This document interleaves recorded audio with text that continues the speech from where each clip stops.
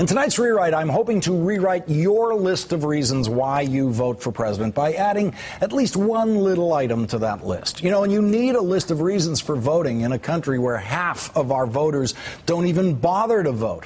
When the non-voters ask you why you vote, you can't just tell them it's your civic duty. You have to give them something real, and something realer than hope and change, which, by the way, has never been on my list of reasons to vote for president. My list is a little more nuts and bolts than hope and change. Number one on my list has been and always will be, you are voting for the person who will choose the next Supreme Court justices, the most important appointed jobs that exist in government, and arguably, at many points in our history, the most important jobs in our government.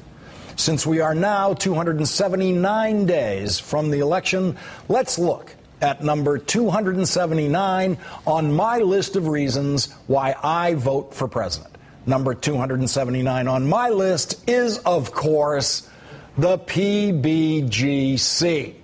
Now, I'm sure most of you are nodding and saying, yeah, the PBGC. It may be number 300 for some of you. It may be your number 200.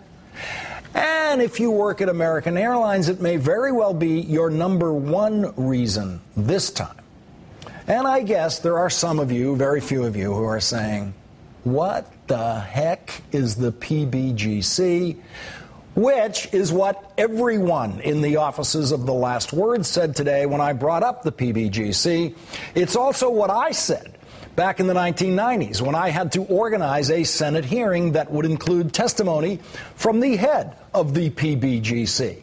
I didn't know what it was. I promise you, I wasn't the only chief of staff of a Senate committee who couldn't name you every government agency, but I was probably the only one who couldn't name every government agency that was under my jurisdiction.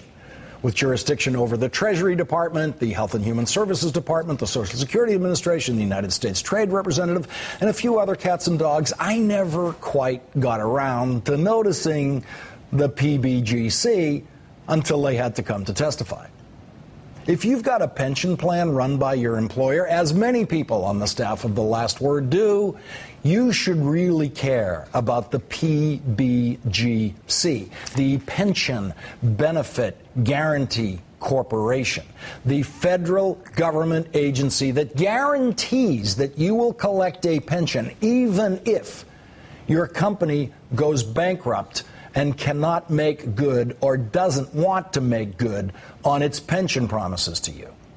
And you should care about who the director of the Pension Benefit Guarantee Corporation is, which means you absolutely must care about who appoints the director of the Pension Benefit Guarantee Corporation, and that is, of course, the President of the United States, subject to confirmation by the United States Senate.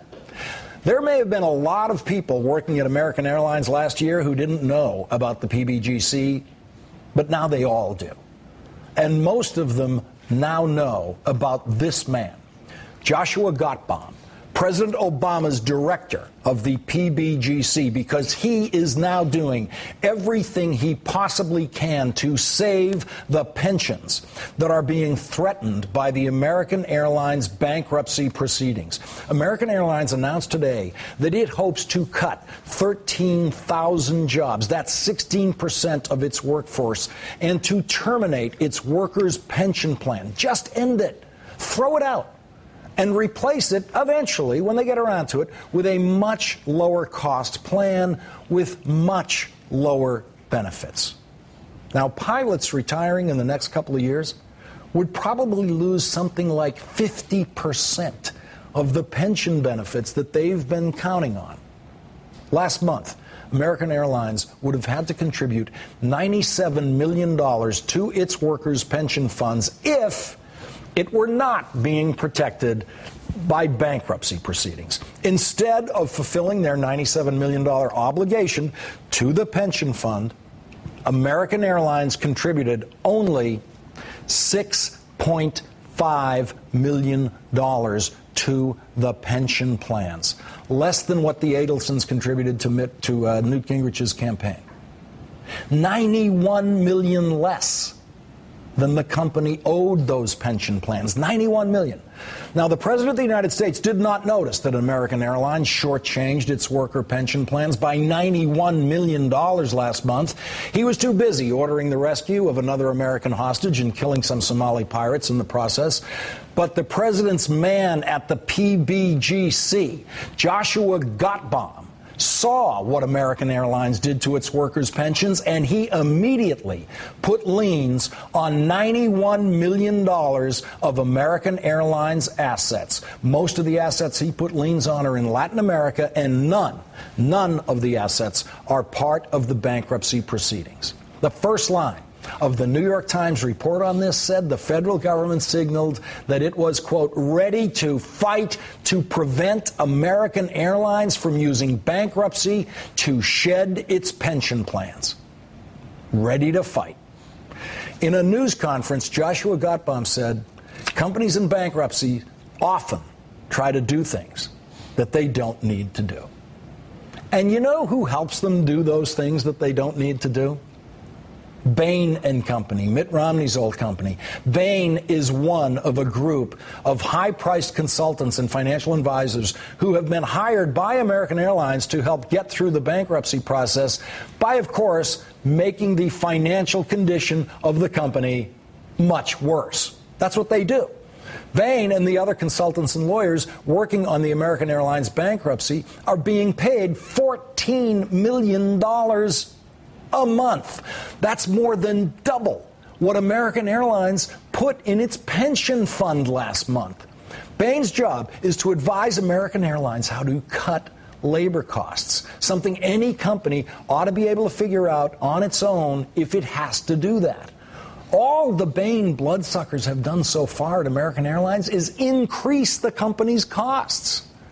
But the President's man at the PBGC, Joshua Gottbaum, is watching every move they make with only one objective in his mind every day: to preserve the pensions of those pilots who every day bear a more awesome responsibility than any other workers in our society. They have in their hands, every hour that they're in the air, the lives of hundreds of people sitting behind them and other people on the ground if they somehow cannot bring that plane in for a safe landing.